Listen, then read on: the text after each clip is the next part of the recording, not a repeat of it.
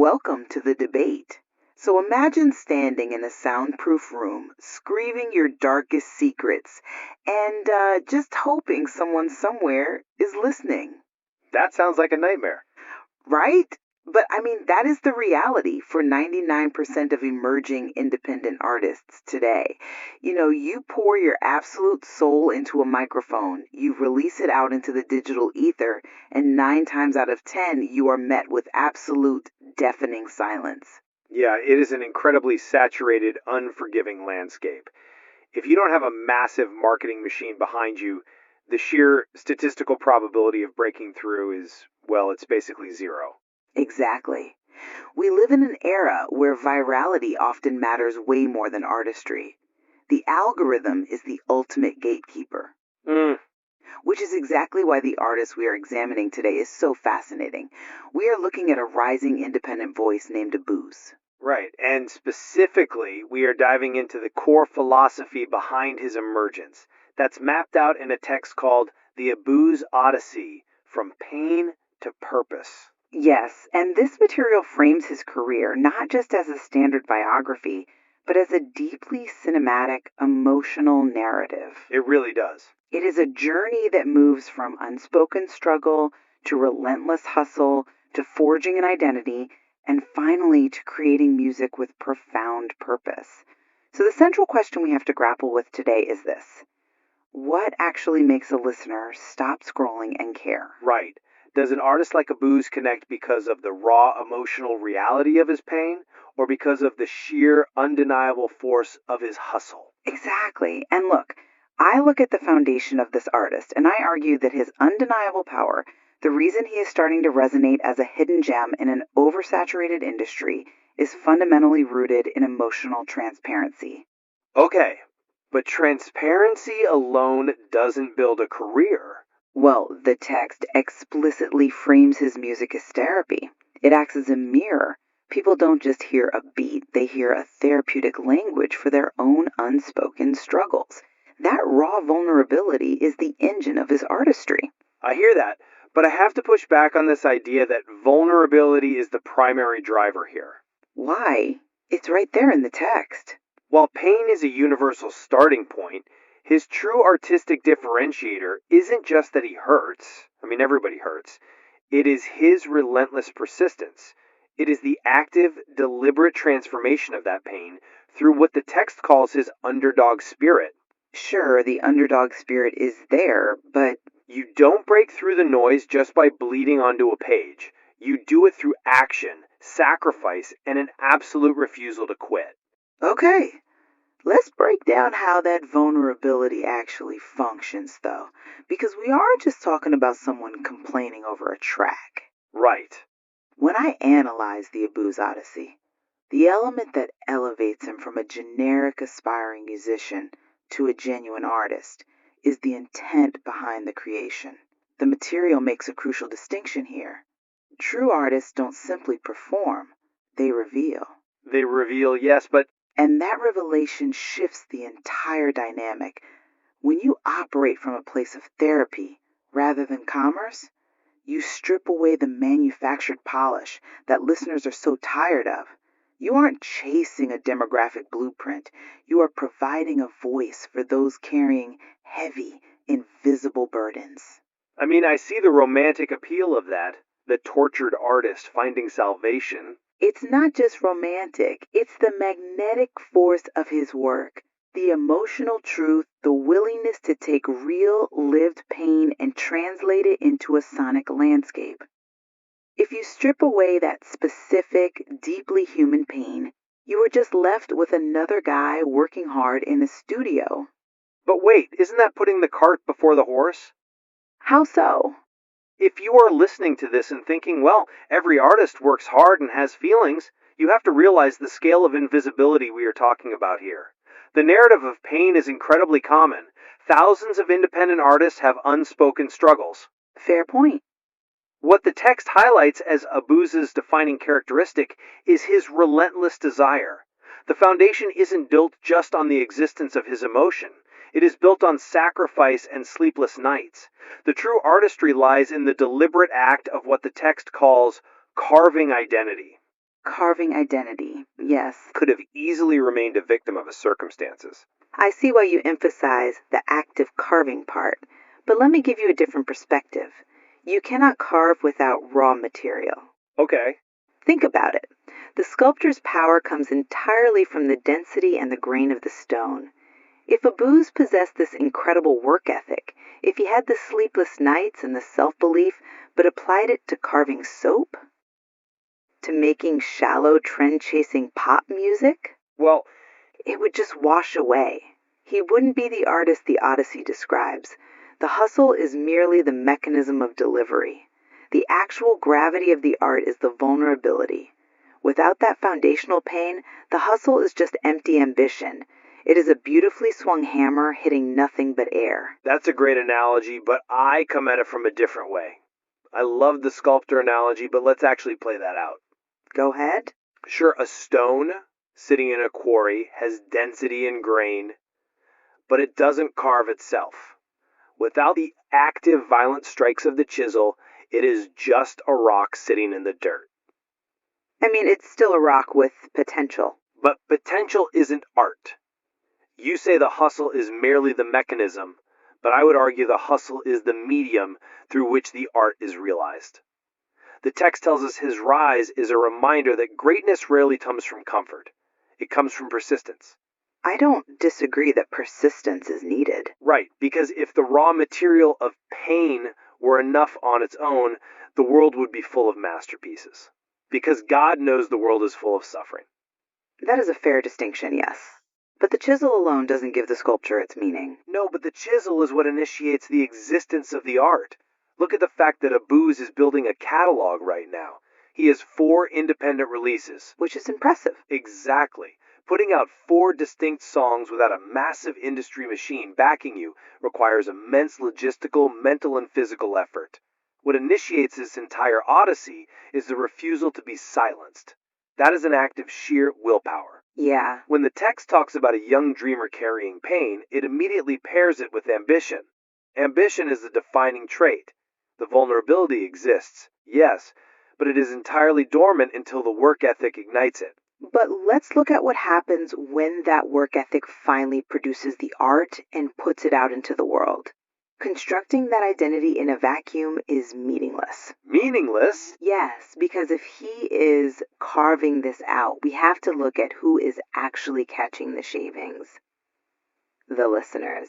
And that brings us to the psychological mechanism of how he connects with his audience. Why does the listener actually care? Well, I'd say it's the ambition. But the text tells us his sound speaks to dreamers, fighters, and people trying to become something greater than their circumstances. I argue that this connection is a textbook example of a deep parasocial emotional bond forged through shared trauma. He has created a language for their unspoken struggles. When a listener puts on an Abooze track, they aren't just hearing a cool melody. They feel seen. They recognize their own hidden wounds reflected back at them. That is a compelling argument.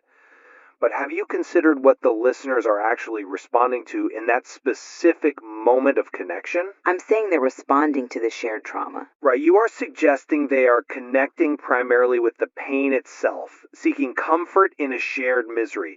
But the text provides a very different psychological profile of his audience. What do you mean? It says, through his music, listeners hear ambition. They hear vulnerability. They hear someone refusing to quit. Yes, vulnerability is listed there, but look at the bookends. Ambition and refusing to quit. So they aren't just tuning in to have their unspoken struggles validated. you don't think validation is the core draw? I think it is a stepping stone. They are tuning in to witness the conquest of those struggles. They are drawn to his hunger. I see. Think about the sociology of why we latch onto underdog figures. We don't idolize the underdog just because they are suffering. We idolize them because they are fighting a battle they are statistically predicted to lose, and they are swinging anyway. That's true. The audience feels a profound connection because Abooze represents the energy of that underdog spirit. They are inspired by the action he is taking, not just the emotional state he is existing within. I am not convinced by that line of reasoning, honestly. Because can you truly inspire a fighter without first acknowledging and validating the deep pain they are fighting against? I mean, you could inspire action. If you just project ambition, if you just yell about how hard you work, you are not an artist. You are a motivational speaker. You are a life coach. But the text elevates this far above mere motivation. It calls the music therapy. Right. Therapy fundamentally begins with the unmasking of the wound. When the material says true artists don't simply perform, they reveal, it is drawing a hard line between those who project strength and those who share truth. But revealing is a projection of strength when you have everything to lose. Yes, but the strength comes from the honesty of the weakness. The audience connects with Abooze precisely because he doesn't just show them the victory lap. He shows them the sleepless nights, the doubts, the moments where he could have been completely broken. Okay, I'll give you that. The revelation of the struggle is the bridge over which the audience walks to reach the inspiration. If he didn't reveal the profound, uncomfortable depths of his pain, his ambition would alienate them. It would feel hollow, or worse, inauthentic. Let's talk about that word, inauthentic, because I think we need to ground it in the realities of the music industry. Okay, let's do that. You are speaking as if authenticity is this magical aura that automatically draws a crowd.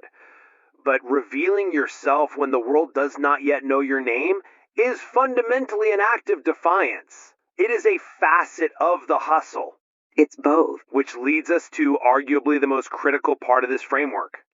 The actual engine of his long-term legacy. What is going to sustain him? His truth. Well, the text explicitly discusses the harsh realities of his environment. He is operating when no one is watching.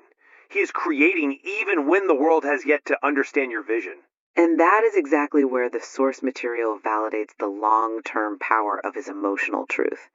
The text unequivocally states a massive philosophical point here. Music rooted in authenticity always finds its audience. That is the core thesis of his breakthrough. It suggests an almost natural law of the universe, that emotional truth is the indispensable variable. It is the guarantee that his legacy will grow. I just don't buy that. Why not? The hustle is necessary to record the 4 songs, sure. But it is the authenticity of the pain translated into music that acts as the magnetic force. It's what makes listeners feel like they are discovering a hidden gem that they desperately need to share. The emotional truth is what makes a voice, as the text says, impossible to ignore. I am sorry, but I just don't buy that. Let me tell you why. Go for it. That phrase, music rooted in authenticity always finds its audience, is a beautiful sentiment. But if we analyze the entirety of the text and the reality of the attention economy we live in, it is painfully clear that authenticity alone does not magically conjure an audience out of thin air. It's a key ingredient, though. We just talked about the algorithm. The algorithm does not care if you are authentic. It cares about data. The material describes a world where dreams are often buried beneath survival. It is a brutal, unforgiving environment.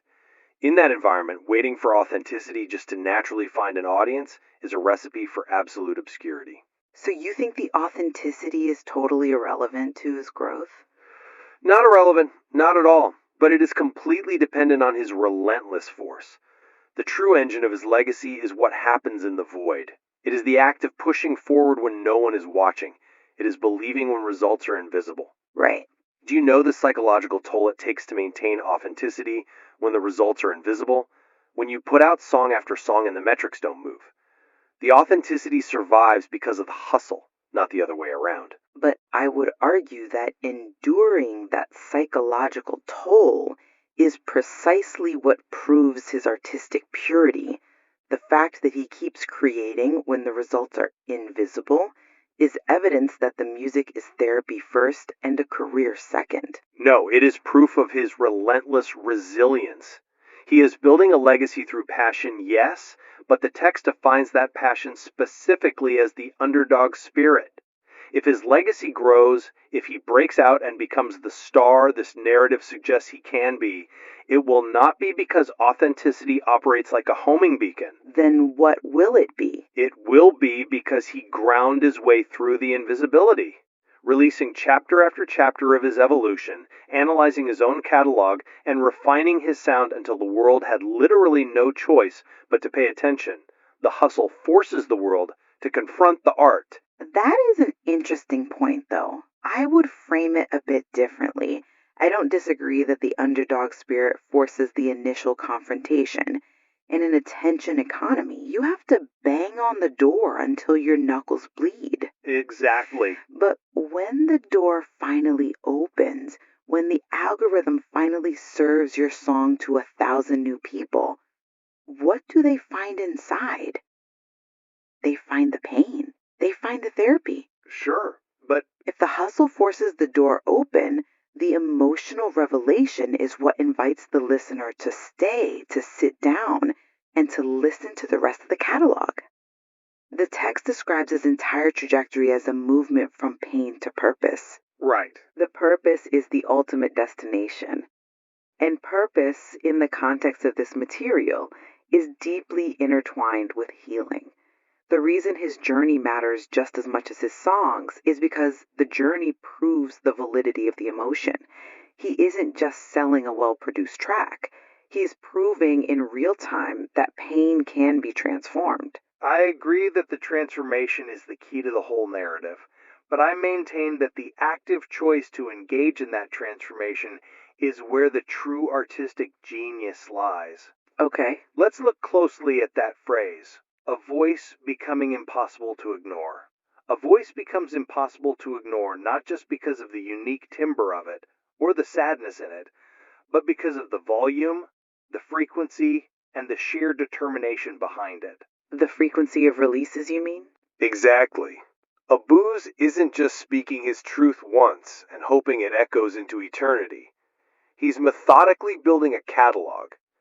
Every release represents another chapter in his evolution. That requires a relentless application of effort. It requires looking directly at the trauma, recognizing the weight of it, and then choosing to go to the studio anyway. That takes serious guts. Yeah. The legacy of Abooze will ultimately be defined by the fact that he was the active architect of his own escape from the circumstances that tried to bury him.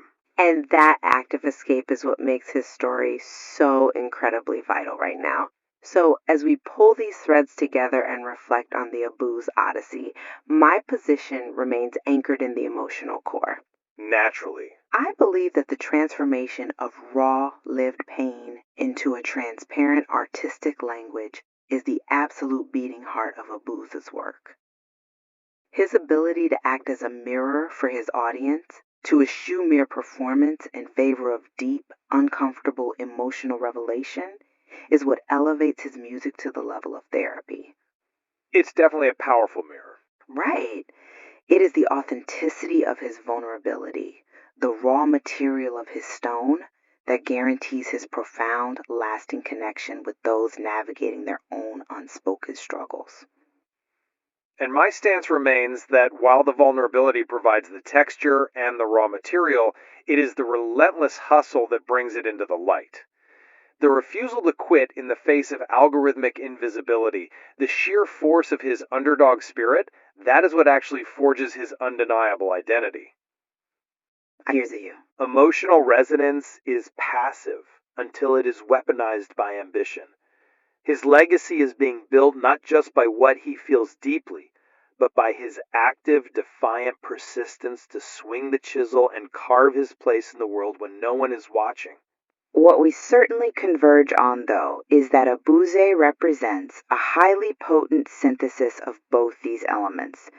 The trajectory from pain to purpose is not a simple, clean, straight line. No, definitely not. It is a complex, deeply personal cinematic journey that completely transcends the standard metrics of musical entertainment. We both agree that he is engaging in a profound act of translation, taking the harsh realities of survival and converting them into something that sustains both the creator and the listener. It makes you realize how much real talent is out there fighting to be heard. Absolutely. The tension we've explored today really just highlights the multi-dimensional nature of his artistry. Yeah. Whether you view the emotional revelation as the anchor or the active persistence as the engine, the undeniable result is a rising, independent voice that is actively defining its own space. And as the text explicitly states, this may only be the beginning of his journey. Oh, for sure. As his catalog inevitably expands beyond these initial releases, there will be so much more to explore regarding how this underdog spirit will continue to evolve under the pressures of increasing visibility. It is a deeply compelling narrative to witness. Analyzing an artist's philosophical foundation while they are still in the raw process of building their legacy offers us a rare window into the mechanics of true artistic genesis. It really does. So, we leave it to you, the listener, to form your own conclusion. When you hear that voice that refuses to be silenced, where does the magic truly reside? Is it in the deeply human raw material of the unspoken struggles? Or is it in the relentless, invisible strikes of the chisel, carving out an identity in the dark? That is the ultimate question at the heart of the Odyssey. Indeed it is. Thank you for joining us.